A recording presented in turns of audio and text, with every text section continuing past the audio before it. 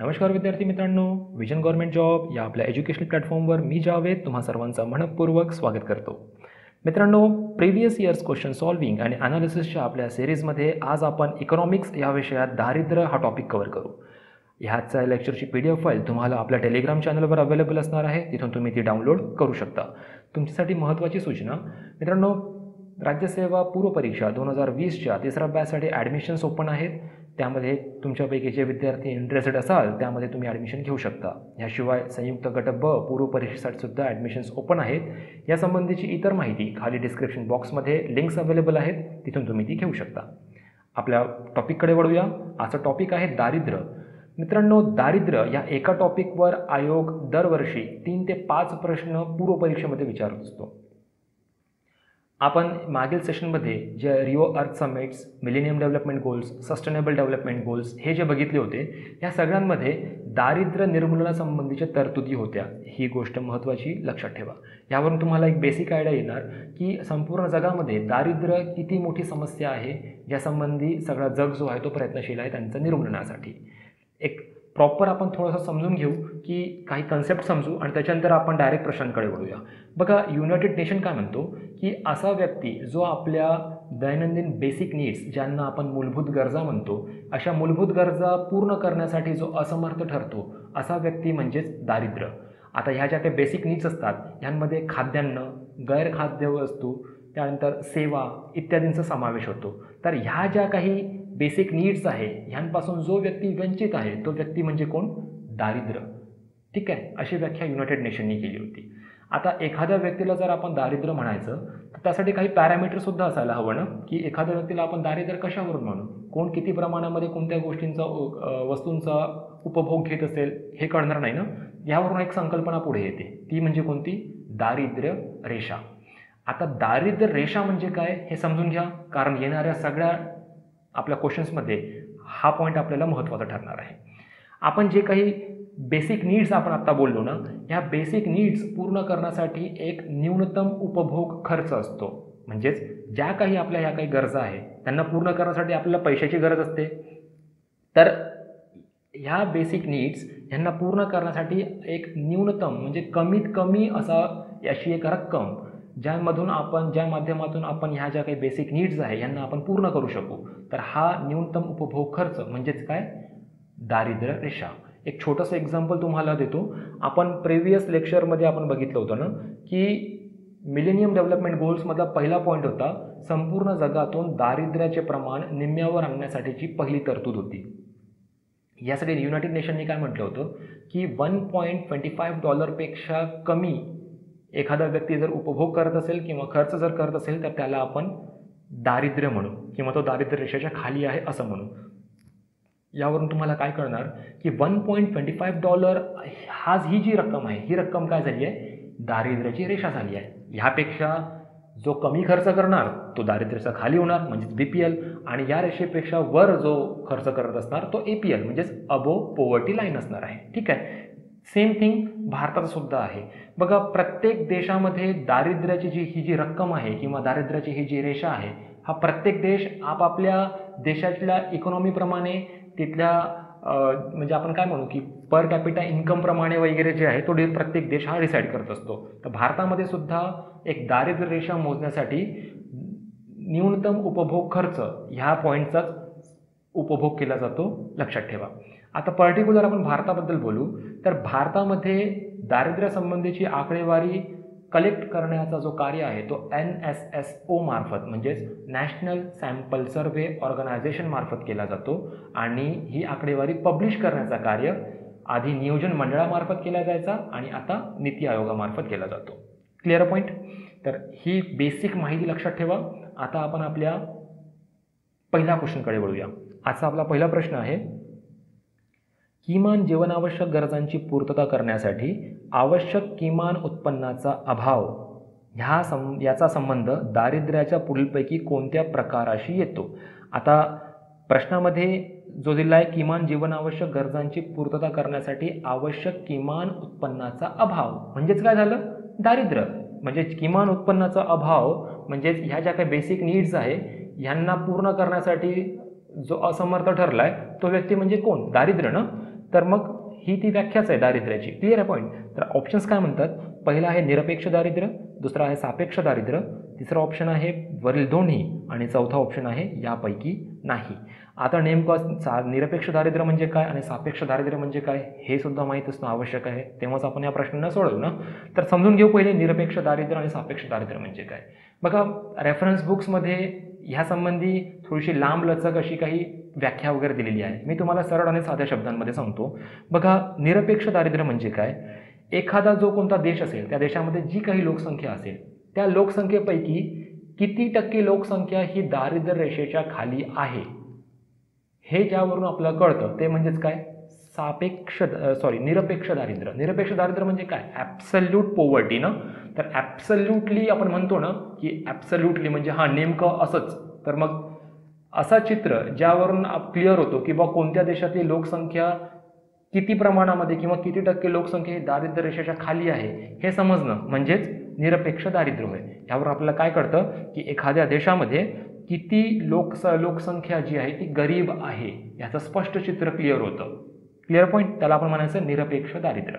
सापेक्ष दारिद्र्य म्हणजे काय म्हणायचं, बघा एखादा देश आहे त्या देशातील उच्च गटातील 5 ते 10% लोक आणि न्यूनतम गटातील 5 ते 10% लोक, म्हणजे श्रीमंत गटातील 5 ते 10% लोक आणि गरीब गटातील 5 ते 10% लोक. आता यांमध्ये संपत्ती आणि विविध संसाधनांचा जो काही उपभोग असतो यांमध्ये जी तफावत आपल्याला मिळणार, ऑब्वियस जो श्रीमंत व्यक्ती असणार त्याच्याजवळ संपत्ती जास्त असणार, तो जास्त वस्तूंचा उपभोग घेणार.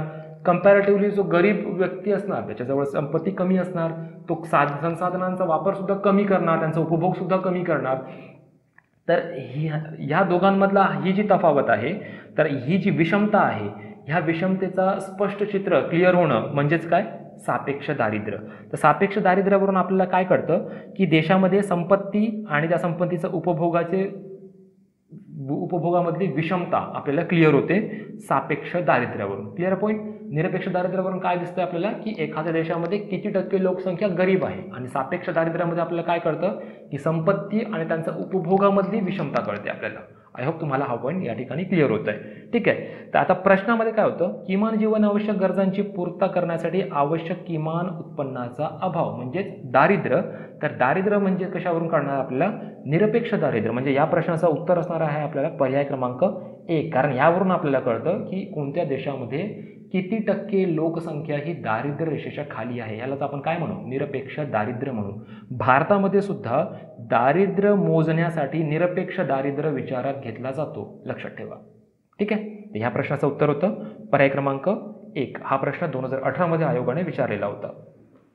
आजचा दुसऱ्या प्रश्नाकडे वळूया.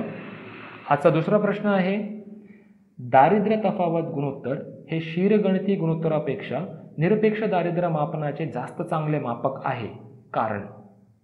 पहिला पर्याय आहे कौटुंबिक उत्पन्नाचा तपशील उपलब्ध नसतो. दुसरा पर्याय किमान स्वास्थ्याच्या प्रमाणाची व्याख्या करणे कठीण आहे. तिसरा पर्याय जे निरपेक्ष दारिद्र्य दूर करण्यासाठी किती उत्पन्न तूट भरून काढावी लागेल ते दाखविते. आणि चौथा आहे वरीलपैकी कुठलीही नाही. बघा प्रश्नाला समजून घ्या. प्रश्न काय म्हणतो की दारिद्र्य तफावत गुणोत्तर हे क्षीरगणिती गुणोत्तरापेक्षा निरपेक्ष दारिद्र्य मापनाचे जास्त चांगले मापक आहे. आता 3 पॉईंट्स आहे याच्यामध्ये. एक तर दारिद्र्य तफावत गुणोत्तर, दुसरं म्हणजे क्षीरगणिती आणि निरपेक्ष दारिद्र्य. निरपेक्ष दारिद्र्याबद्दल आपण आता जस्ट बोललो. क्षीरगणिती म्हणजे काय, जनगणना. आणि दारिद्र्य तफावत गुणोत्तर. आता दारिद्र्य तफावत गुणोत्तर हे नेमकं काय असतं हे माहीत करून घेऊ आपण आणि त्यानंतर आपल्या या प्रश्नाकडे आपण वळू. बघा दारिद्र्य तफावत गुणोत्तर म्हणजे काय, एक पॅरामीटर फिक्स केला आपण ज्याला आपण दारिद्र्य रेषा म्हणू. आता या दारिद्र्य रेषेच्या खाली जी काही लोक आहेत तर ह्या सगळ्या लोकांची सरासरी ह्या लोकांचं उत्पन्न. Clear point. दारिद्र्य रेषेच्या खाली जे काही लोक आहेत किंवा जे गरीब लोक आहेत ह्या सगळ्या लोकांचा एक सरासरी उत्पन्न आणि या सरासरी उत्पन्नामध्ये आणि मूळ जी दारिद्र्य रेषा आहे ह्यांमध्ये जो डिफरन्स आहे तो डिफरन्स म्हणजेच काय, दारिद्र्य तफावत गुणोत्तर, ज्याला आपण म्हणू poverty gap ratio. Clear point. Okay. आता नेमकं प्रश्न काय म्हणतो की दारिद्र्य मापनासाठी दारिद्र्य तफावत गुणोत्तर हे महत्त्वाचं का बरं आहे. ह्यामागचा रिझन काय, तर प्रश्नामध्ये जो पहिला ऑप्शन होता कौटुंबिक उत्पन्नाचा तपशील उपलब्ध नसतो, तर असं नाही आहे. बघा, नॅशनल सॅम्पल सर्व्हे ऑर्गनायझेशन मार्फत ज्यावेळी सर्व्हे केला जातो त्यावेळी प्रत्येक व्यक्ती आणि प्रत्येक कुटुंबाचा त्यांचा उत्पन्नाचा तपशील जो आहे त्या ठिकाणी घेतला जातो. त्यामुळे पहिला पर्याय या ठिकाणी चुकीचा आहे. दुसरा पर्याय काय म्हणतो, किमान स्वास्थ्याच्या प्रमाणाची व्याख्या करणे कठीण आहे.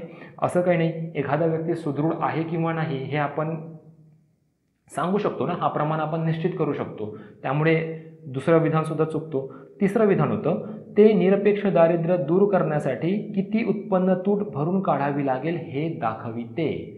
ऑब्वियस, मी आताच तुम्हाला सांगितलं ना की एखादा म्हणजे दारिद्र्य तफावत गुणोत्तर आपण कशाला म्हणू, की दारिद्र्य रेषेच्या खाली असलेली जी काही लोकसंख्या आहे त्यांची सरासरी त्यांचा इन्कम आणि मूळ दारिद्र्य रेषा ह्यामध्ये जो गॅप आहे, आता हा गॅप आपल्याला भरून काढायचा आहे ना.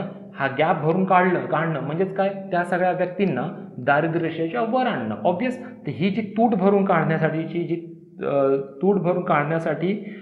ही जी तफावत आहे ह्यांचं जो स्पष्ट चित्र जो आपल्याला क्लिअर होतं त्याला आपण दारिद्र्य तफावत गुणोत्तर म्हणू. म्हणजेच पर्याय क्रमांक 3 हा आपल्या या प्रश्नाचा उत्तर आहे. दारिद्र्य तफावत गुणोत्तरावरून आपल्याला काय कळतं की पर्टिक्युलर त्या देशामध्ये गरिबीची तीव्रता किती प्रमाणामध्ये आहे हे कळतं. सापेक्ष दारिद्र्यावरून आपल्याला काय कळतं की देशातील संपत्ती आणि त्यांचं उपभोगामध्ये जी विषमता आहे ते विषमता कळते आपल्याला. निरपेक्ष दारिद्र्यावरून आपल्याला काय कळलं होतं की एखाद्या देशामध्ये किती टक्के लोकसंख्या ही गरिबी रेषेच्या खाली आहे हे कळलं होतं. आणि दारिद्र्य तफावत गुणोत्तर यावर आपल्याला कळतं की गरिबीची तीव्रता किती आहे. Clear point? ओके, तर आजचा तिसऱ्या प्रश्नाकडे वळूया. आजचा तिसरा प्रश्न आहे, खालील विधाने भारतातील दारिद्र्याच्या संकल्पनेशी संलग्न आहेत. खालीलपैकी कोणती विधाने S.G. तेंडुलकर कमिटीच्या दारिद्र्य संकल्पनेनुसार बरोबर आहेत? Okay, S.G. तेंडुलकर कमिटी. पहिला विधान आहे, दारिद्र्य रेषेची कल्पना कॅलरीजच्या स्वरूपात मांडली आहे. दुसरं विधान आहे, दारिद्र्य आणि भूक या दोन्ही संकल्पना एकच आहेत. तिसरं विधान, दारिद्र्य रेषा टोपली मधील वस्तू आणि सेवांमध्ये बदल घडवून आणला गेला आहे. आणि चौथं विधान आहे, ड विधान, शिक्षण आणि आरोग्यावरील खर्च समाविष्ट करण्यासाठी नवीन पद्धतीशास्त्र सुचवले गेले आहे. ओके, आता ह्या प्रश्नाचा उत्तरापूर्वी आपण आधी समजून घेऊ की नेमकी S.G. तेंडुलकर समिती काय होती, सुरेश तेंडुलकर समिती काय होती. बघा, ही जी समिती आहे ही नियोजन मंडळामार्फत तयार करण्यात आली होती. हा एक तज्ज्ञ गट होता ज्याचे अध्यक्ष होते S.G. तेंडुलकर. हा तज्ज्ञ गट स्थापन करण्यामागचा रिझन हा होता की जी काही प्रचलित पद्धत सुरू होती दारिद्र्य मोजमापाची, तर त्या पद्धती व्यतिरिक्त आपल्याला कोणत्या नवीन पद्धती म्हणजे नवीन पद्धतीद्वारे आपण ही जी काही दारिद्र्य वगैरे जे काही हे जे प्रमाण आहे हे आपण मोजू. तर ही नवीन पद्धत शोधण्यासाठी नियोजन मंडळामार्फत 2005 मध्ये S.G. तेंडुलकर यांच्या अध्यक्षतेखाली हा कार्यगट जो आहे तो स्थापन करण्यात आला होता. या कार्यगटाने आपली शिफारस 2009 मध्ये सादर केली होती आणि गव्हर्नमेंट ऑफ इंडियाने यांची शिफारस 2011ला एक्सेप्ट केली आहे. ठीक आहे, आता S.G. तेंडुलकर काय म्हणतात ना की फर्स्ट ऑफ ऑल ह्यांनी जी दारिद्र्याची जे मोजमाप केले होते तर यासाठी त्यांनी न्यूनतम उपभोग खर्च ह्या पॅरामीटरचा वापर केला होता. ठीक आहे, आता ह्या पूर्वीचे ज्या काही समिती होते, फॉर एक्झाम्पल मी तुम्हाला सांगणार तर लकड़वाला जो कार्यगट होतं, तर लकड़वाला कार्यगटाने काय केलं होतं की त्यांनी कॅलरीमध्ये जी आहे म्हणजे एखादा व्यक्ती किती कॅलरीज कन्झ्युम करतो ह्यावर त्यांनी दारिद्र्य त्याचे प्रमाण ठरवले होते. परंतु सुरेश तेंडुलकर समितीने कॅलरीजचा जो उपभोग आहे त्याला त्यांनी मान्य केलं नाही. ते काय म्हणतात की न्यूनतम उपभोग खर्च जो असतो त्यालाच आपण आपल्या देशामध्ये दारिद्र्याचे प्रमाण ठरवण्यासाठी एक पॅरामीटर म्हणून त्याला एक्सेप्ट करायला हवं. हा एक महत्त्वाचा पॉईंट होता.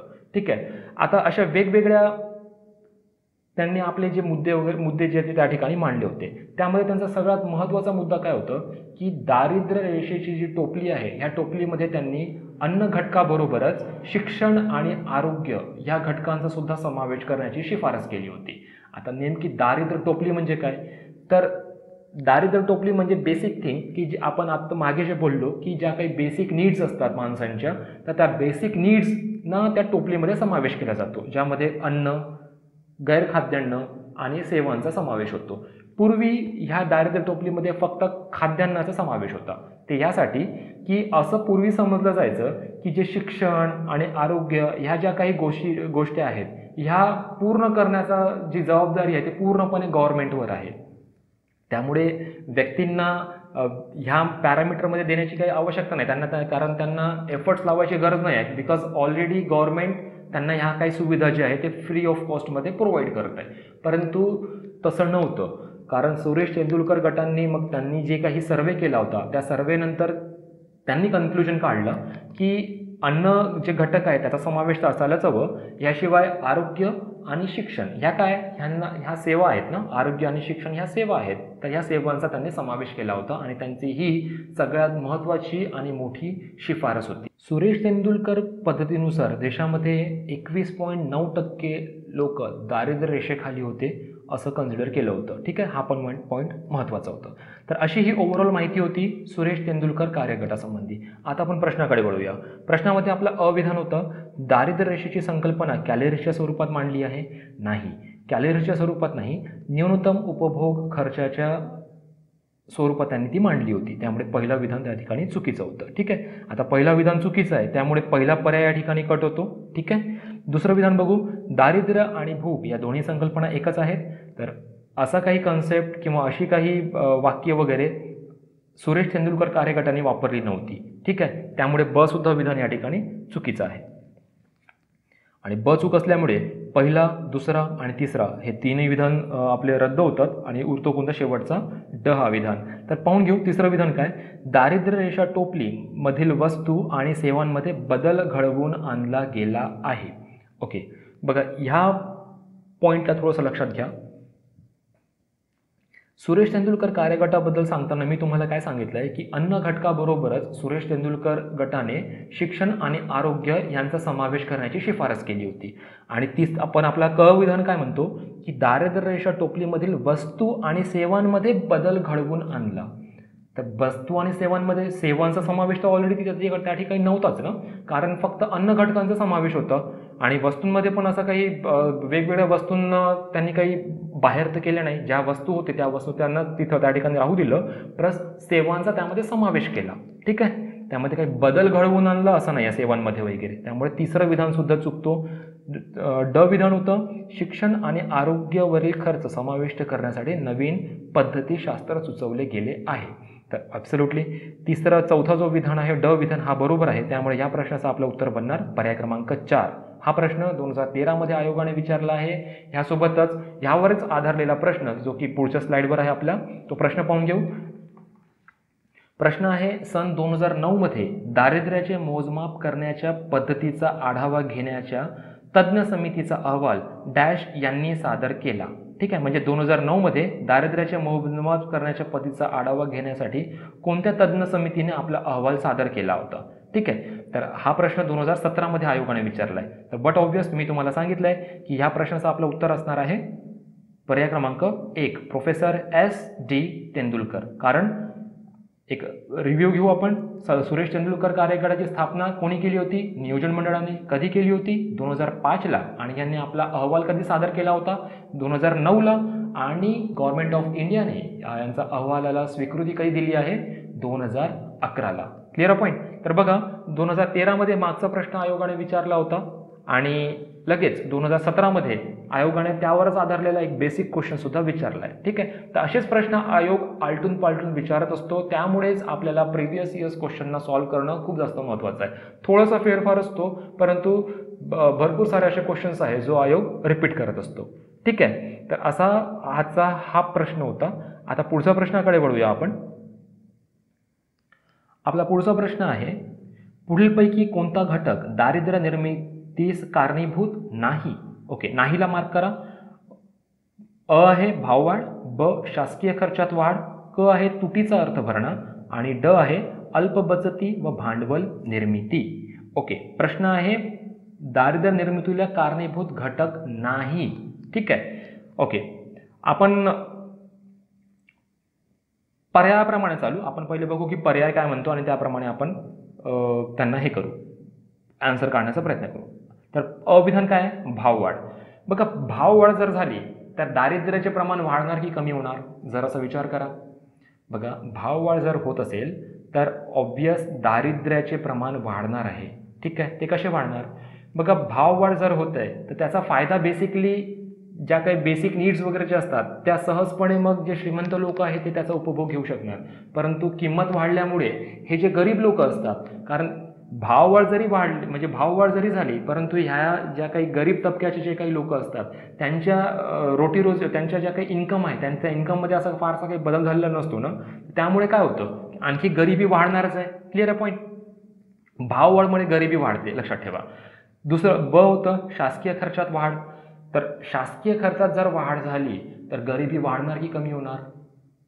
ओके, शासकीय खर्चात जर वाढ झाली तर गरिबी कमी होणार. ते कशी काय? शासकीय खर्चात वाढ होणे म्हणजे काय की शासन ज्या काही बजेट्स वगैरे शासन जे काही संसदेमध्ये किंवा विधिमंडळांमध्ये वगैरे जे काही मांडत असतं, तर शासन काय करतं, त्यांचा खर्चामध्ये वाढ होतोय. शासनाचे खर्च काय असणार आहे? शासनाचा खर्च असणार आहे रस्ते बांधणे, बांध बांधणे, ज्या काही सार्वजनिक जे काही सुविधा आहेत ते प्रोव्हाइड करणं. ठीक आहे, जसे की मनरेगा झालं. तर ह्या ज्या काही गोष्टी आहेत ह्यांमध्ये सरकारचा खर्च वाढतो ना, सरकार या ठिकाणीच खर्च करणार आहे, सरकार आणखी कोणता खर्च करणार, बरोबर? तर सरकारी खर्चामध्ये वाढ झाली तर मग दारिद्र्याचे प्रमाण वाढणार की कमी होणार?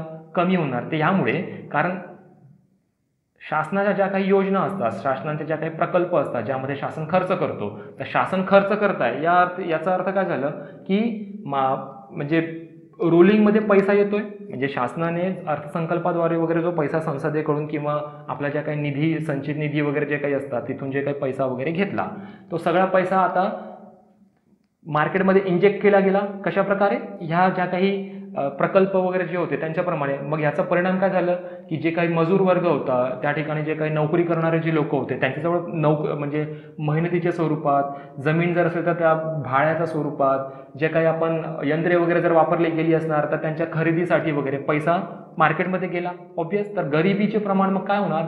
कमी होणार ना, कारण लोकांजवळ पैसा चालला. ठीक आहे, तर शासकीय खर्चात वाढ हा कशाचा परिणाम? यामुळे काय होणार? गरिबीमध्ये कमी होण्यासाठी मदत होणार. ठीक आहे, होणारच असं नाही पण मदत होऊ शकतं, लक्षात ठेवा. परंतु नेमकं दारिद्र्य तर होणार नाहीये, दारिद्र्य निर्मिती तर होणार नाही, हे तर कन्फर्म आहे. ठीक आहे, क विधान बघू. तुटीचा अर्थ भरणं, अगेन तेच. तुटीचा अर्थ भरणं शासन कधी मांडत असते? तर अशा वेळी ज्यावेळी शासनाला अधिक पैशाची गरज असते. आता शासनाला ऑब्वियस पुन्हा तीच गोष्ट की त्या शासनाला अधिक पैशाची आवश्यकता कशासाठी असणार आहे? तर मार्केटमध्ये इंजेक्ट करण्यासाठी. आणि ते इंजेक्ट कशामार्फत करणार? ह्याच ज्या काही प्रकल्प वगैरे होते आपण जे वर बघितलं होतं त्याद्वारे. ठीक आहे, म्हणजेच तुटीचा अर्थ भरणा म्हणजेच अधिकचा पैसा मार्केटमध्ये इंजेक्ट केला जातो, अधिकचा पैसा मार्केटमध्ये त्याचा फ्लो वाढवला जातो. त्यामुळे दुसरा सुद्धा जो पर्याय आहे तोही दारिद्र्य निर्मितीला कारणीभूत नाही आहे. ठीक आहे, आणि चौथं अल्पबचती व भांडवल निर्मिती. बघा, अल्पबचती आणि भांडवल निर्मिती. जर एखादा व्यक्ती आहे त्याच्याजवळ जर बचत कमी जर आहे तर तो कशामध्ये गुंतवू शकणार का? तो, कारण त्याचे बेसिक नीड्स या ठिकाणी पूर्ण होत नाहीये, तर मग तो कुठल्या म्हणजे अशा काही प्रॉफिटेबल अशा काही गोष्टींमध्ये तो गुंतवू शकणार नाही, कारण त्याचा बेसिक नीड्स त्याला आधी पूर्ण करावे लागतील. ठीक आहे, आणि तसंच भांडवल निर्मिती. आता आपण भांडवलशाही अर्थव्यवस्था वगैरे वाचतो, तर भांडवलशाही अर्थव्यवस्थेचा मुख्य उद्देश काय असतो? नफा कमवणे, बरोबर आहे? तर नफा कमवणे, त्या भांडवलदार व्यक्ती कधी हे बघत नाही की समोरचा पर्सन गरीब आहे की श्रीमंत आहे, त्याचा उद्देश फक्त आणि फक्त नफा कमवणे आणि पैसा कमवणे हा असतो.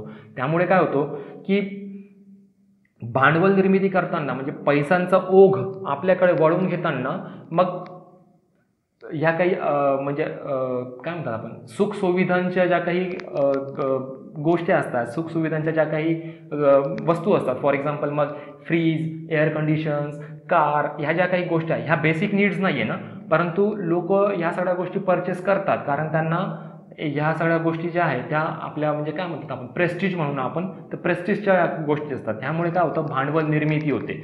म्हणजे भांडवल निर्मितीमध्ये लोक ह्या गोष्टीकडे दुर्लक्ष करतात की कोणाचा लॉस होतोय का किंवा गरिबांचा त्यामध्ये काय हाल होतोय. ठीक आहे ना, तर ह्यावरून आपल्याला काय कळलं की ब आणि क हे दोन विधान आहे, हे ब आणि क हे दोन विधान दारिद्र्य निर्मितीला कारणीभूत नाही, आणि अ आणि ड हे जे दोन विधान आहे यामुळे दारिद्र्य निर्मितीला हातभार लागतो. Clear point? तर या प्रश्नाचं आपलं उत्तर बनणार आहे पर्याय क्रमांक 4. ओके, ब आणि क बरोबर आहे. Clear point. तर लक्षात ठेवा, तुटीचा अर्थ भरणं ह्यामुळे दारिद्र्य निर्मिती होत नाही. ठीक आहे, दारिद्र्य निर्मितीला ह्या गोष्टी कारणीभूत नाही आहे. त्याचप्रमाणे शासकीय खर्चात वाढ, तुटीचा अर्थ भरणं आणि शासकीय खर्चात वाढ ह्या जवळजवळ दोन्ही ज्या काही आहेत त्या सिमिलर गोष्टी आहेत. लक्षात ठेवा. Clear point. ओके, बघूया आजचा पुढचा क्वेश्चनकडे. आजचा पुढचा क्वेश्चन आहे, दारिद्र्य घटविण्याच्या कुठल्याही धोरणात स्वयंरोजगार आणि वेतनाधिष्ठित रोजगार ह्या दोन्ही गोष्टींचा समावेश होणे गरजेचे आहे. कारण अ विधान आहे, ग्रामीण भागात स्वयंरोजगार हा जास्त प्रचलित आहे. ब विधान, वेतन रोजगारावरील अवलंबित्व हे मालकांवरील अवलंबित्व वाढवते. क विधान, असे केले नाही तर श्रीमंत व गरिबांमधील दरी वाढेल. आणि ड विधान आहे, श्रीमंताची मालमत्ता संसाधने वाढतील. ओके, प्रश्न काय बघा नीट. दारिद्र्य घटविण्याच्या कुठल्याही धोरणात स्वयंरोजगार आणि वेतनाधिष्ठित रोजगार या दोन्ही गोष्टींचा समावेश होणे गरजेचे आहे. ओके, म्हणजेच काय बघा, एक नोकरदार वर्ग सुद्धा असायला हवं आणि असा सुद्धा वर्ग असायला हवं जो स्वयंरोजगार आहे, जो काही धंदा किंवा इतर ज्या काही फॅक्टरीज वगैरे जो काही टॉकन आपला इन्कम वगैरे करत असेल.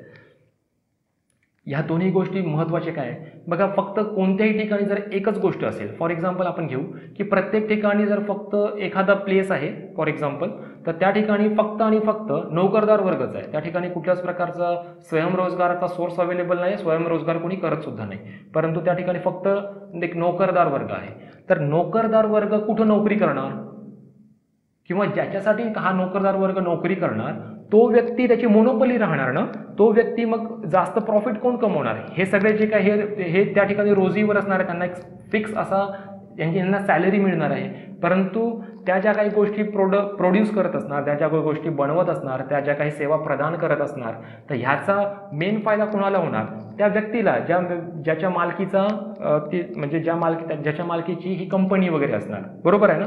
तर ह्यावरून तुम्हाला कळतं ना की फक्त जर एकच टर्म जर अवेलेबल असेल त्यामुळे काय होणार, श्रीमंत आणि गरिबांमधील दरी वाढणार. श्रीमंत हा श्रीमंतच होत जाणार आणि गरीब हा गरीबच होत राहणार आहे. ठीक आहे ना. आणि मेनली आपला जो स्ट्रक्चर आहे भारताचा, तर आपण ऑब्वियस ना की आपल्यामध्ये शहरी आणि ग्रामीण हे जे दोन भाग आपल्याला प्रकर्षाने पाहायला मिळतात आणि त्यातही आपल्यामध्ये ग्रामीण भाग हा जास्त आहे. तर ऑब्वियस की ग्रामीण भागामध्ये मॅक्झिमम जे लोक आहेत ते स्वयंरोजगार आहेत. ते मग शेतीच्या माध्यमातून असो किंवा शेतीशी निगडीत इतर ज्या काही व्यवसाय आहेत त्यांच्या माध्यमाने असो, तर त्या ठिकाणी अजूनही नोकरी वगैरेचे जे प्रमाण आहे ते खूप कमी आहे. आणि भारतामध्ये ग्रामीण भाग जास्त असल्यामुळे स्वयंरोजगार त्या ठिकाणी असणं आवश्यकच आहे. त्यामुळे पहिलं विधान या ठिकाणी बरोबर आहे. वेतनावरील अवलंबित्व हे मालकावरील अवलंबित्व वाढवते. ऑब्वियस मी आता जो तुम्हाला एक्झाम्पल दिला होता, एखाद्या ठिकाणी जर आपण जॉब करत आहोत मग आपण म्हणजे त्या कंपनीच्या मालकावर अवलंबून आहोत की मग रिशेस म्हणजे जर काही अशा वेळी जर काही आर्थिक मंदी वगैरे जर आली तर तो मालक आपल्याला कधीही काढू शकतो ना. तो वेगवेगळ्या कारणाने कोणत्याही कारणाने आपल्याला काढू शकतो. म्हणजे आपण डायरेक्टली किंवा इनडायरेक्टली का असेना आपण त्याच्या मर्जीवर अवलंबून आहोत की तो आपल्याला कधीही काढू शकतो. तर मालकावर अवलंबित्व वाढतं. दुसरा पर्याय सुद्धा बरोबर. तिसरं बघू, असे केले नाही तर श्रीमंत व गरिबांमधील दरी वाढेल. ऑब्वियस जर फक्त जर एकच जर प्रत्येक ठिकाणी जर अवेलेबल असेल किंवा फक्त जर रोजगारच अवेलेबल म्हणजे फक्त स्वयंरोजगारच कोणी करत असेल किंवा फक्त म्हणजे असे लोक असतील की जे फक्त नोकरीच करत आहे, तर असं जर चित्र जर असेल तर या ठिकाणी काय होणार, तफावत ही आणखी वाढतच जाणार आहे. त्यामुळे प्रत्येक ठिकाणी रोजगार सुद्धा असायला हवा, म्हणजे रोजगार तो नोकर वर्ग सुद्धा असायला हवं आणि स्वयंरोजगार सुद्धा असायला हवं. तेव्हाच हा बॅलन्स घेऊन आपण जेव्हा चालणार तेव्हाच आपण म्हणजे दारिद्र्यामध्ये घट आणण्यासाठी आपण यशस्वी होऊ शकणार. ठीक आहे. चौथं जो विधान होतं ड वाला तो होतं श्रीमंतांची मालमत्ता संसाधने वाढतील. ऑब्वियस जर आपण ह्या दारिद्र्य घटवण्यासाठी ज्या काही आपण तरतुदी जर करत असणार त्यामध्ये आपण स्वयंरोजगार आणि वेतनाधिष्ठित रोजगार ह्यांना योग्य प्रकारे जर आपण युटिलाइज जर केला नाही तर श्रीमंतांच्या मालमत्तेमध्ये त्यांच्या संसाधनांमध्ये वाढ होणार आहे. ऑब्वियस हा प्रश्न 2018 मध्ये आयोगाने विचारला होता. या प्रश्नाचं उत्तर आहे पर्याय क्रमांक 4 वरील सर्व बरोबर. ठीक आहे. तर मित्रांनो असे आजचे हे प्रश्न, मी आशा करतो की आजचा हा सेशन तुम्हाला समजला असणार, आजचे प्रश्न सुद्धा तुम्हाला आवडले असणार. तर मग भेटूया आजच्या पुढच्या लेक्चरमध्ये. तोपर्यंत जय हिंद, जय भारत, धन्यवाद. विजन स्टडीवर स्टेट बोर्ड, NCERT आणि संदर्भ पुस्तकांवर आधारित क्वालिटी व्हिडिओ लेक्चर्स घेतले जातात. तुम्ही विजन स्टडीच्या सेवेचा लाभ कुठूनही आणि कधीही घेऊ शकता, ज्यामुळे तुमचा शहरात येऊन राहण्यासाठीचा पैसा आणि वेळ दोन्हीही वाचेल. तर वाट कशाची पाहताय? एक उज्ज्वल भविष्य तुमच्या समोर आहे. आम्ही प्रवेश घेतलाय, तुम्हीही घ्या. अधिक माहितीसाठी आजच भेट द्या. Visit www.visionstudy.in. हो, स्वप्न पूर्ण होतात.